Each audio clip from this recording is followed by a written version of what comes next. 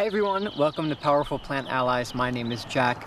We're up here with our dog Cooper, and I just wanted to make this really quick video to show you this beautiful second year mullein. Now, I did cover mullein on the channel before, but the reason I wanted to make this quick video is because I wanted to show you what the seeds look like. So this is mullein, this is the second year one. This is the flower stalk. As you can see, the flowers are still budding. However, you can see this one part of the flower stalk is all dried.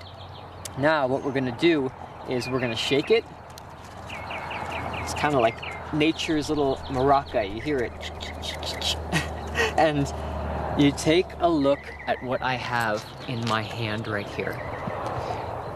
Look at all of those seeds. You see that? Absolutely miraculous. So back on Long Island, every time a second year mullein would go to seed after, probably around the fall, around October, which it is right now, I would usually go through the parks and just shake them out and collect the seeds. I used to have like a whole bag filled of them, but I left that back in New York. So take a look at this, all this beautiful seed, and this is all going to be dispersed around this area, and the mullein's life cycle will continue with new growth in the spring. We have a couple of first year mulleins around over here.